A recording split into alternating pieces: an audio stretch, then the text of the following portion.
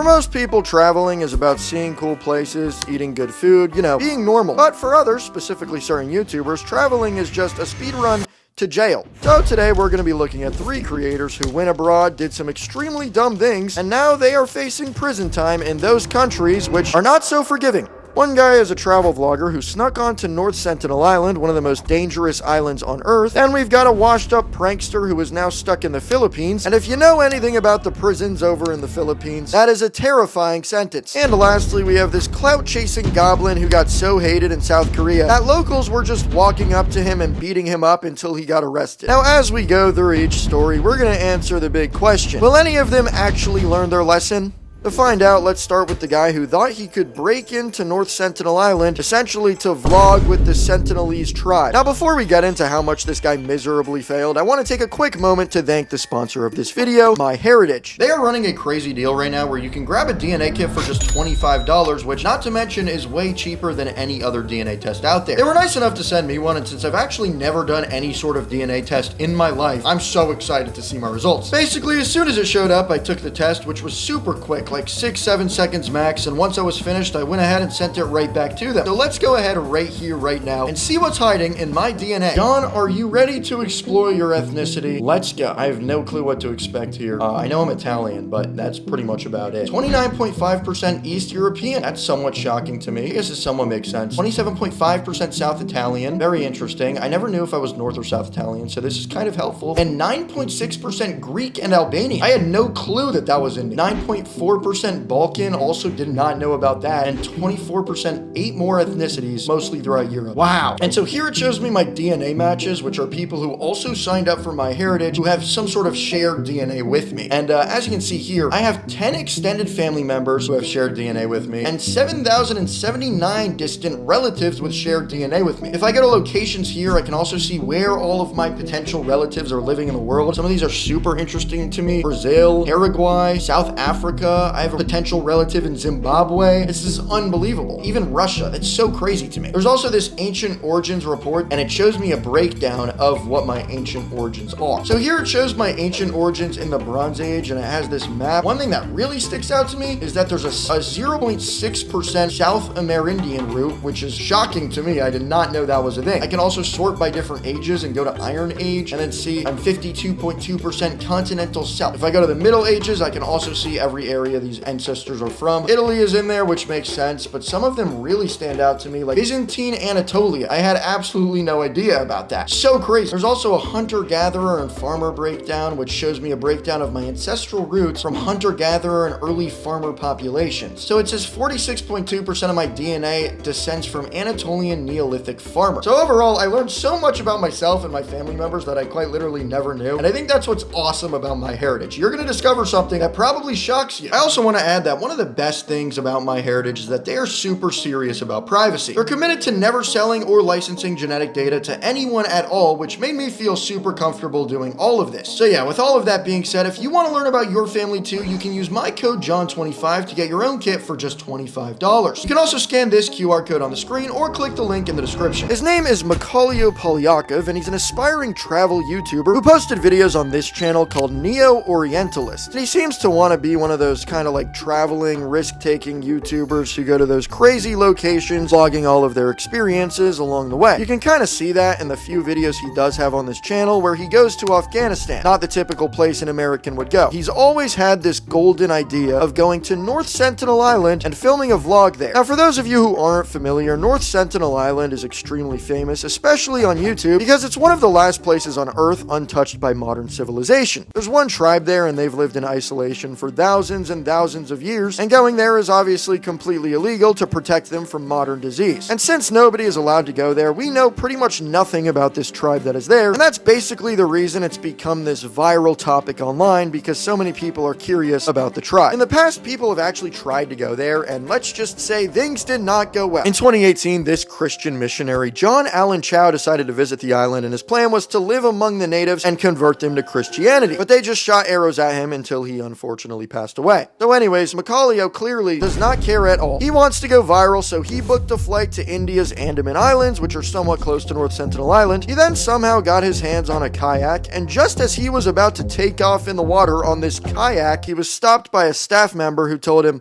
"You absolutely can't just go to North Sentinel Island." So basically, it was mission failed, and he had to fly all the way back home. But this guy was not giving up. A few months go by, and he goes back to India for round 2. This time, he got his hands on a much better motorboat and wasn't stopped by anyone, so before he knew it, he was on his way to North Sentinel Island. It was a 9-hour journey, which really makes me wonder how long it would have been if he took the kayak. This was his Super Bowl for YouTube content. He's supposed to make it on the island, find the people, film the craziest vlog ever, but nobody shows up. And as frustrating as that probably was for him, it was probably for the better considering what has happened to the other people who have visited this island. He decides to leave, and so he left a can of Diet Coke and a coconut as an offering to the people, which is extremely random to leave a can of Diet Coke for an uncontacted tribe, but I am very curious what they thought of it. Anyways, this is where he gets caught. As he's headed back to civilization, some local fishermen see him on his boat and call the police, and once he got back, he was quickly arrested. He's now stuck in Port Blair, which is the biggest city on this chain of islands. As of now, he hasn't been a trial yet, but he's currently facing up to 5 years in an Indian prison. So will he learn his lesson? Honestly, for this guy, I have a feeling he probably will, if he hasn't already. 5 years in prison in India is no joke, and it will probably change most people. But keyword most people, because as far as this other YouTuber goes, I'm not quite sure. He goes by Vitali and will likely end up serving time in a country that's known for having some of the worst prisons in the world. And boy, oh boy, does the lore run deep with this guy. I mean, he's been around forever. He may have started making videos before some of the people watching this video were even born. And since then, this dude has been into loads and loads of controversy. In 2011, he was arrested for a bomb threat during a prank where he told someone to get away from a briefcase that he laid on the ground. In 2014, he ran across the pitch at the World Cup final between Argentina and Germany. In 2020, he was arrested after climbing the Pyramid of Giza, which is highly illegal, and he spent 5 days in Egyptian jail for that. Later that year, he was arrested once again for beating up a random woman while on drugs. He's had his fair share of controversies, and he doesn't seem to learn from them one after the other. And that takes us to 2025, where Vitali goes to the Philippines to stream, and he simply decides to harass the hell out of local Filipino people for content. 33-year-old man, by the way. Like, this is the type of thing you see a group of middle schoolers with perms doing at the mall. Anyways, later on in the same stream where he did all of this, he then walks up to another security guard and passes gas right in front of him, then does whatever the hell this is. Paparazzi, you are best in class. He then walks into another mall nearby, steals this mask, and it just continues to get worse. This is by far probably the most disturbing video of all. 4,900, let's break the 5K, chat. Excuse me, madam, I'm gonna rob you. Oh my gosh, we're almost at 5,000 views, guys.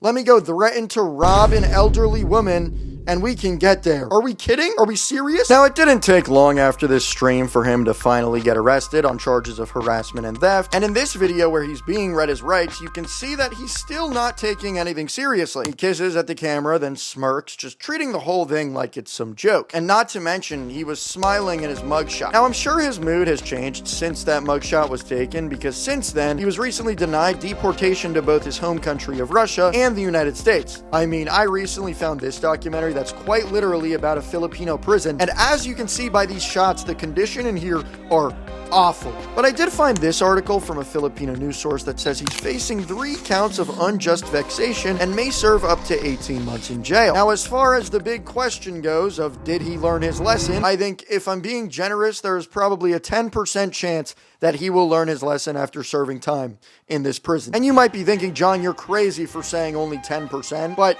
guys, this is Vitali. You can't underestimate this guy. Now, if what Vitali did in the Philippines sounds bad, buckle up, because this next YouTuber, he's facing more prison time than both of these other guys combined. Say hello to Johnny Somali. He's basically the final boss of getting arrested abroad. Since 2023, he's been traveling the world, live streaming stunts that range from extremely rude to just straight up illegal. So let's start where it all kicked off. In June 2023, Johnny was live streaming on a train in Japan and filmed himself making anti-Japanese taunts,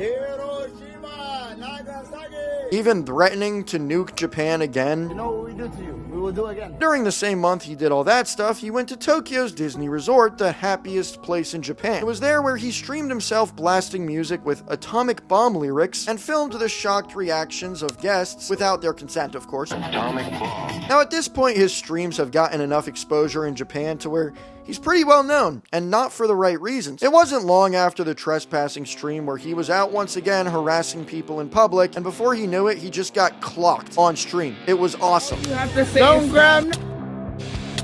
And trust me, you'll notice that him getting knocked out in public kind of becomes a common theme as he continues to stream. A bit later, Johnny was out at a restaurant harassing people once again, and it was there where he was finally arrested. He ended up being detained for 6 weeks total in Japan. A few months went by after this, and Johnny Somali popped up on the internet once again streaming in Israel. And long story short, he decided to harass a female cop on stream, which got him banned from the city of Jerusalem for 50 days. But obviously, Johnny did not care at all. He was still just getting started. A few more months go by. Johnny Somali has now been banned on pretty much like every social media platform except for one. It's called Rumble, and it's like the dumpster fire of the internet. So he's on there streaming in South Korea and does some really disgusting things to a statue. Basically, he oiled up next to it and then groped it while playing Diddy music. Now, here's the thing about this statue. It's called the Statue of Peace, and it represents Korean women who were forced into sexual slavery by Japanese soldiers during World War II. But that's not nearly all of it. Got belligerently drunk in a 7-Eleven, making this huge mess with ramen and yelling at a female worker. And he even created deepfake videos of him kissing multiple Korean celebrities. And trust me, Korea does not take AI deepfakes lightly, which you're about to see with his punishment for that one. Now obviously, just like in Japan, his antics went pretty viral in Korea as well, and